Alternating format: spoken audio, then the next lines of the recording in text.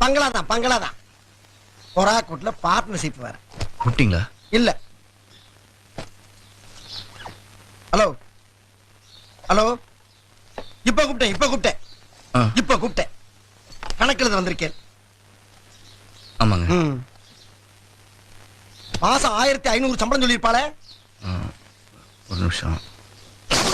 சொன்னாங்க. சாரி. இருக்கட்டும். காலம்பரம் நம்ம ஆத்திர டிப்பன் சொல்லியிருப்பாளே. சொன்னாங்க.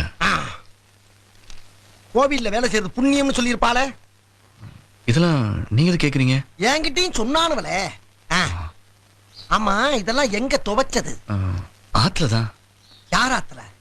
ஓடுற ஆத்துலதான். அது தெரியுது. ஈரமாவே இருக்கேன்னு கேட்டேன். துவைச்ச கையோட வேலை கிடைச்சிருச்சு, கிளம்பி வந்துட்டேன். இங்க காய போட்டுக்கலாமேன்னு. இத நான் போட்டுக்கிறவா? இல்ல, அங்க போட்டுருங்க. கொஞ்சம் தள்ளிட்டு போட்டுருங்க. அவளை சுத்தம். நான் கொஞ்சம் ஆச்சாரம். பாத்து. படாது. ஆமா, இவ்வளவு நேரம் உங்க வேலையை பாக்குறீல, என்ன பத்தி ஏதாவது கேட்டீங்களா? இத கொஞ்சம் அங்க வச்சிடுறீங்களா?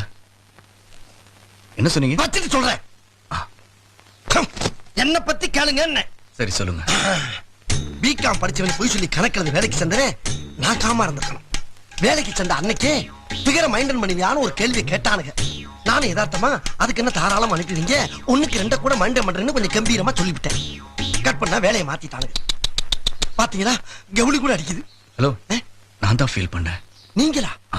தேங்க்ஸ். அதுக்கப்புறம் தான் தெரிஞ்சது கணக்கு புக்கில் இருக்க பிகர் வேற, கணக்கு பண்ற பிகர் வேற. ஏன் விதி, அரசாங்க உத்தியோகம் பார்க்க வேண்டியவன் லைட்டா டிலே ஆகுது. மறுபடியும் ஃபீலா? இல்ல, இது கவுலியா இருக்கு. இதுக்கு மட்டும் கத்துதா? அது எங்க அது? அம்மா, நீங்களாவது கரெக்டா பிகர மைண்ட் பண்ணுவீங்களா? இல்ல, எது கேக்குறேன்னா, மிஸ் பண்ணிட்டீன்னு வச்சுங்க, அப்புறம் ஏன் வேலை உங்களுக்கு வந்துடும், நான் தெருவில் நிக்கிறேன். ஆமா, என்ன படிச்சிருக்கேன்? எம்காம். ஏன், அதுல ஏதாவது பிரச்சனையா? உங்களுக்கு என்ன பிரச்சனை இருக்கு? எனக்கு தான் பிரச்சனை.